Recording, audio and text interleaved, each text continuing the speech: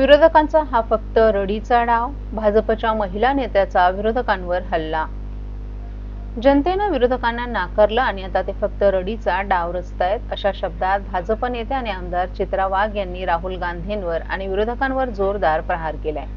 लोकसभा निवडणुकीतील निकालानंतर विरोधकांनी केलेले आरोप म्हणजे पराभव झाकण्याचा प्रयत्न असल्याचं सांगत, आमचा विजय झाला तर सगळं ठीक, पण आम्ही हरलो की निवडणूक आयोगावर आरोप हा विरोधकांचा ठरलेला रडीचा डाव असल्याचं त्यांनी सांगितलं. ठाणे महापालिकेच्या कळवा येथील छत्रपती शिवाजी महाराज रुग्णालयाची पाहणी केल्यानंतर माध्यमांशी बोलताना त्यांनी ही प्रतिक्रिया दिली. लोकसभा निवडणुकीत आमच्या अपेक्षेपेक्षा कमी जागा मिळाल्या, परंतु आम्ही दुसऱ्याच दिवशी कामाला लागलो. आम्ही गावागावात जाऊन केंद्र आणि राज्य सरकारच्या योजना लोकांपर्यंत पोहोचवल्या. मात्र विरोधकांना सोयीचं राजकारण करण्याची सवय झालीय. लोकांनी त्यांना नाकारले हे ते मान्य करायला तयार नाहीत. त्यामुळेच त्यांचा हा रडीचा डाव आहे, असंही त्यांनी सांगितलं. आमचा विजय झाला तर सगळं ठीक, पण आम्ही हरलो तर निवडणूक आयोगावर आरोप हे योग्य नाही. लोकांनी दिलेला जनाधार मान्य करायला हवा. महाराष्ट्र आज प्रगतीच्या मार्गावर आहे. जनता समाधानी आहे, कारण देवेंद्र फडणवीस यांच्या नेतृत्वाखालील महायुती सरकार कार्यक्षमतेनं काम करत असल्याचंही त्यांनी सांगितलं. राष्ट्रवादी काँग्रेस कार्यालयात झालेल्या लावणी कार्यक्रमावर झालेल्या वादाबाबत चित्रा वाघ यांनी प्रतिक्रिया दिली. सुप्रिया सुळे विसरले असतील, परंतु जुन्या राष्ट्रवादीच्या कार्यालयात यापूर्वीही असे लावणी कार्यक्रम झाले आहेत. त्यावेळी शरद पवार हे स्वतः उपस्थित होते. आपण त्या कार्यक्रमाचे साक्षीदार आहोत. त्यामुळे आता झालेला कार्यक्रम काही नवीन नाही. अनेक कार्यकर्तेही त्यावेळी उपस्थित होते, असं सांगत त्यांनी अजित पवार यांच्या राष्ट्रवादी पक्षाची पाठराखण केली. सांगतेय की याच्यामध्ये सरकार फार जोरात काम करतंय. देवेंद्रजींच्या नेतृत्वामध्ये आपले शिंदे साहेब, अजित दादा अतिशय जोरात काम करतायत. तुम्हाला सगळ्यांना माहिती आहे शिंदे साहेबांचं आरोग्य विभागाकडे किती लक्ष आहे हे तुम्हाला सगळ्यांना माहिती आहे. मला इथे आवर्जून सांगायचं आहे की राज्याचे आरोग्यमंत्री आंबेडकरजी अतिशय उत्तम काम त्या ठिकाणी राज्यामध्ये करतायत. मी तुम्हाला हे सांगते की 100% सगळं ऑलवेल असेल असं नाही आहे, पण त्या ठिकाणी चांगल्यात चांगलं काम करण्याचा प्रयत्न हा सरकारच्या माध्यमातून केला जातो. आज माझं इथे येण्याचं कारणच हे, कारण देवेंद्रजींकडे महिलांच्या विषयीचा असा एखादा प्रश्न गेला किंवा स्वास्थ्य असेल, शिक्षा असेल, सुरक्षा असेल, या सगळ्या गोष्टींवरती सरकारकडे पहिली प्रायोरिटी आहे. आणि मग असं काय झालं ठाणे शहरामध्ये की इतक्या बातम्या यायला लागल्या आणि इतकी असुविधा आहे, तर तसं नाही आहे. हे लोकांपर्यंत जायला पाहिजे. जी खरी परिस्थिती आहे ती लोकांपर्यंत जायला पाहिजे आणि त्याच्यासाठी ती बघण्यासाठी मी आज या ठिकाणी आले. आणि मला वाटतं जो डेटा माझ्याकडे आहे तो तुमच्याकडे डॉक्टर पोचवतील, ते तुम्हाला सांगतील रजिस्टर्ड किती, अनरजिस्टर्ड किती, त्याचा डेटा आपल्याकडे येईल. वॉर्डमध्ये आपण जाऊ, तिथे आपण बघू. जर 50ची कॅपॅसिटी आहे आणि 80-85 जर महिला त्या ठिकाणी आल्या तर हॉस्पिटलने पण काय करायचं हा मोठा प्रश्न आहे. परंतु 1 वर्षामध्ये तोही प्रश्न सुटणार आहे. 120 कोटीचं अनुदान झालेलं आहे, 60 कोटी आलेले आहेत, बाकीचे येणार आहेत. 1 वर्षामध्ये 840 बेड होणार आहेत, PNCचे 50 ते 100 होणार आहेत. त्याच्यामुळे हळूहळू या सुविधा ज्या आपल्या सगळ्यांच्या डोक्यात आहेत, अपेक्षित आहेत आपल्याला की असं असायला पाहिजे, हे व्हायला थोडा वेळ लागेल. लेट जाऊ पण थेट जाऊ. ठाण्यात ठाकरे कुटुंबियांचं स्वप्न साकार, मनसेच्या बॅनरमुळे राजकीय चर्चांना उधाण. मनसेकडून उपमुख्यमंत्री एकनाथ शिंदे यांच्या घराच्या हाकेभर अंतरावर नितीन कंपनी चौकात लावण्यात आलेला एक बॅनर सध्या राजकीय वर्तुळात आणि सोशल मीडियावर चर्चेचा विषय झाला. या बॅनरवर स्वर्गीय बाळासाहेब ठाकरे, उद्धव ठाकरे आणि राज ठाकरे या तिघांना एकत्र आणत महाराष्ट्राचं स्वप्न साकार झाल्याचं भाकीत केलं आहे. विशेष म्हणजे या बॅनरवर तिघांच्या फोटो मागे महाराष्ट्राचा नकाशा काढत मोठ्या संख्येनं कार्यकर्ते जल्लोष करताना दाखवण्यात आले आहेत. 1 तारखेला मनसेचा मोर्चा आधी मनसेकडून लावलेल्या बॅनरची मोठ्या प्रमाणात चर्चा सुरू झाली आहे. या बॅनरमुळे आगामी निवडणुकीत ठाकरे बंधू एकत्र येणार असल्यानं कार्यकर्त्यांमध्येही मोठा जल्लोष दिसून येतोय. नेमकं या कार्यकर्त्यांची काय भावना आहे हे जाणून घेण्यासाठी या बॅनरचा आढावा घेत या कार्यकर्त्यांशी संवाद साधण्यात आला. सर्व नागरिकांना आवाहन करण्यात येत आहे की सध्या डासांमार्फत पसरणाऱ्या डेंग्यू या आजाराचा प्रसार रोखण्यासाठी प्रत्येकाने पुढील प्रमाणे कार्यवाही करावी. डेंग्यू आजार एडिस इजिप्ती हा डास चावल्याने होतो. या डासांची पैदास साचलेल्या किंवा साचवलेल्या स्वच्छ पाण्यामध्ये होते. 8 दिवसांपेक्षा जास्त दिवस पाणी उघडे व साचून राहिल्यास त्यात डास अंडी घालतात. अंड्यांच्या अळ्या तयार होऊन पुढे डास तयार होतात. यासाठी आपल्या घरातील पाणी साठे, उदाहरणार्थ बॅरल्स, पिंपे, टाक्या, हौद, रांजणे इत्यादी दर आठवड्याला रिकामे करून घासून पुसून कोरडे करून पुन्हा भरावे. 1 दिवस कोरडा दिवस म्हणून पाळावा. पाणी साठ्यांना घट्ट झाकणे बसवावीत किंवा जुनी साडी, चादर, धोतर यांनी बांधून झाकून ठेवावीत, म्हणजे डास त्यात जाऊन अंडी घालणार नाहीत. घराच्या गच्चीवर, आजूबाजूला, अंगणात कोठेही पाणी साचू देऊ नये. भंगार सामान उघड्यावर टाकू नये. उदाहरणार्थ टायर्स, प्लास्टिक सामान, कुंड्या, टाकाऊ वस्तू इत्यादी. अशा सामानात पावसाचे पाणी साठून त्यात डेंग्यूच्या डासांची पैदास होते. घरातील कूलर्स, फ्रीजच्या पाठीमागील ट्रे हे देखील वेळोवेळी कोरडे करावेत. लक्षात ठेवा, नुसत्या फवारणीने डास घनता कमी होत नाही, तर त्यासाठी डास पैदास ठिकाणे नष्ट करणे ही आपल्या सर्वांची जबाबदारी आहे. कोणताही ताप अंगावर न काढता जवळच्या शासकीय रुग्णालयात मोफत औषधोपचार घ्या. अशा प्रकारे नागरिकांनी सहकार्य केल्यास डेंग्यूचा प्रसार रोखणे सहज शक्य आहे.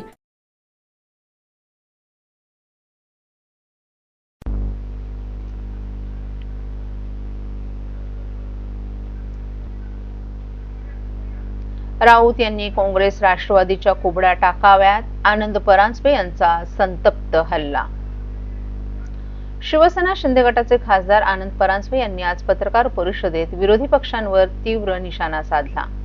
संजय राऊत, रोहित पवार, जितेंद्र आव्हाड आणि ठाकरे यांच्यावर त्यांनी थेट टीका केली. संजय राऊत यांच्यावर बोलताना परांजपे यांनी जर हिंदुत्व आणि स्वाभिमानाचा विचार जिवंत असेल तर राऊत यांनी काँग्रेस आणि राष्ट्रवादी शरद पवार गट यांच्या कुबड्या टाकाव्यात. बाळासाहेब ठाकरे म्हणाले होते, माझी शिवसेना काँग्रेस झाली तर दुकान बंद करेन हे त्यांनी लक्षात ठेवावं. त्यांनी पुढे राऊतांना आत्मपरीक्षण करण्याचाही सल्ला दिला. रोहित पवारांवर बोलताना रोहित पवारांना नेतृत्वाची आता घाई झालीये. दुसऱ्यांवर बोलण्याऐवजी स्वतःच्या पक्षातील पडझडीकडे त्यांनी लक्ष द्यावे असा त्यांनी सल्ला दिलाय. तर आदित्य ठाकरे यांच्यावर मतदार याद्यांबाबत आरोप करताना त्यांनी विचारलं, 19,000 बोगस मतं आता आठवतात, परंतु लोकसभा निवडणुकीत आठवली नाहीत का, असा सवाल त्यांनी उपस्थित केला. तसंच जितेंद्र आव्हाड यांच्यावरही त्यांनी तीव्र हल्ला चढवला. आव्हाडांच्या मतदारसंघातच 19,000 दुबार नावं आहेत, तरी ते इतरांवर आरोप करतात, ते नकलाकार असल्याचंही त्यांनी सांगितलं. साखर संस्था चौकशीबाबत परांजपे यांनी मुख्यमंत्र्यांनी चौकशी लावणं योग्य आहे, ज्यांचं मन स्वच्छ आहे त्याला डर कशाला, असं त्यांनी सांगितलं. शेवटी त्यांनी लाडकी बहीण योजना निरंतर सुरू राहील, तसंच महायुती म्हणून ठाण्यातील जागा वाटपाचा निर्णय उपमुख्यमंत्री एकनाथ शिंदे घेतील असं सांगितलं. शिवसेना उभाठामध्ये जिवंत असेल, वंदनीय शिवसेना प्रमुख बाळासाहेब ठाकरेंचे स्वाभिमान जागृत असेल तर पहिल्या 2 कुबड्या ज्या त्यांनी घेतल्यात ना, एक काँग्रेसची आणि एक राष्ट्रवादी काँग्रेस शरदचंद्र पवार गटाची, ह्या कुबड्या त्यांनी पहिले टाकून द्याव्यात. ज्या परमपूज्य बाळासाहेब ठाकरेंनी सांगितलं होतं की ज्या दिवशी माझी शिवसेना काँग्रेस होईल त्या दिवशी माझं दुकान बंद करेल, त्यामुळे भांडूपच्या भोंग्यांनी कधीतरी शिवसेना प्रमुखांचे विचार, शिवसेना प्रमुखांनी दिलेला हिंदुत्वाचा विचार, शिवसेना प्रमुखांनी दिलेला मराठी माणसाचा स्वाभिमान याचं आत्मचिंतन करावं आणि नंतर फुकटचे सल्ले दुसऱ्यांना द्यावे. असं आहे ना की त्यांनी 2 कुबड्या घेतल्या आहेत. शिवसेना उभाठाने सध्या 2 कुबड्या घेतल्या आहेत, एक काँग्रेसची आणि एक राष्ट्रवादी काँग्रेस शरदचंद्र पवार गटाची. त्या कुबड्या पहिले त्यांनी टाकाव्या, मग दुसऱ्यांना सल्ले द्यावेत. ठाणे शहरात आपला दवाखाना चालवणाऱ्या मेडॉन गो हेल्थ प्रायव्हेट लिमिटेड कंपनीवर ठाणे महापालिकेनं दंडात्मक कारवाई करण्याबरोबरच या ठेकेदाराला काळ्या यादीत टाकलं आहे. 4 दिवसांपूर्वी आमदार संजय केळकर यांनी आपल्या दवाखान्याच्या ठेकेदाराचा अनियमित कारभार चव्हाट्यावर मांडून बिंग फोडलं होतं. त्यानंतर पालिकेनं सारवासारव करत कारवाईचे कागदी घोडे नाचवले. या अनुषंगानं आमदार संजय केळकर यांनी मंगळवारी पुन्हा महापालिका आयुक्त सौरभ राव यांची भेट घेऊन जाब विचारला. त्यावर आयुक्तांनी आपल्या दवाखान्याच्या डॉक्टर परिचारकांचे थकीत वेतन आणि जागा मालकांचे भाडे 2 दिवसात अदा करणार असल्याचं स्पष्ट केल्याचं त्यांनी सांगितलं. ठाणे महापालिका क्षेत्रात 2020 पासून 50 आपला दवाखाना सुरू करण्याचं कंत्राट कर्नाटकच्या मेसर्स मेडॉन गो हेल्थ कंपनीला देण्यात आलं, परंतु संपूर्ण करार कालावधीत या कंपनीनं केवळ 46 दवाखाने सुरू केले. मुदतवाढ देऊनही अन्य आपला दवाखाना सुरू करण्यात कंपनी कुचकामी ठरली. आपला दवाखाना येथे तपासणी करता येणाऱ्या रुग्णांसाठी प्रति रुग्ण 150 रुपये प्रमाणे महापालिकेमार्फत देयक अदा करण्यात येत आहे. तरीही आपल्या दवाखान्यांमध्ये कार्यरत डॉक्टर, परिचारिका आणि कर्मचाऱ्यांचं वेतन देखील अदा करण्यात आलं नाही. ही बाब दवाखान्याच्या कर्मचाऱ्यांनी आमदार संजय केळकर यांच्याकडे जनसंवाद उपक्रमात मांडली होती. त्यानंतर आमदार केळकर यांनी जाब विचारल्यानंतर जागे झालेल्या पालिका प्रशासनानं कंपनीच्या 3.25 कोटींच्या बँक गॅरंटीमधून डॉक्टर, कर्मचाऱ्यांचं वेतन आणि जागांचं भाडा अदा करण्याचा निर्णय खास पत्रकार परिषद घेऊन जाहीर केलाय. आज आयुक्तांच्या बरोबर शहरामधल्या निरनिराळ्या विषयांच्या संबंधामध्ये भेट घेतली. संबंधित खात्यांचे अधिकारी हे सुद्धा त्या ठिकाणी उपस्थित होते. नुकताच जो आपण आपला दवाखाना या विषयाबद्दल फार मोठा त्यांना पगार मिळालेले नाहीत, त्याच्यामध्ये अनियमितता आहे, ते बंद झाले, याच्या संबंधी जे आपण आवाज उठवला होता, तर 2 दिवसामध्ये या सर्व डॉक्टरपासून कर्मचाऱ्यांना पगार त्यांचे जे आहे ते खात्यामध्ये जमा होणार आहेत. दुसरं म्हणजे त्या ठिकाणी हे जे दवाखाने ज्यांची भाडी थकलेली आहे, ज्यांच्या जागा घेतल्या होत्या, ती भाडी देखील 2 दिवसामध्ये दिली जाणार आहे. त्या ठेकेदाराला जो कर्नाटकमधला होता त्याला ब्लॅकलिस्ट पण केलेलं आहे आणि त्याची दंडात्मक कारवाई जी आहे ती कठोरपणे केली जाणार आहे, अशा प्रकारचं आयुक्तांनी सांगितलं. पण याला पर्यायी व्यवस्था पण उभ्या राहायला पाहिजेत आणि त्याच्यामुळे ही शासनाच्या माध्यमातून, केंद्र आणि राज्य शासनाच्या माध्यमातून आरोग्य मंदिरं उभी करण्याचं काम आता सुरू झालेलं आहे. जवळजवळ 44 ठिकाणी ही आरोग्य मंदिरं उभी राहणार आहेत.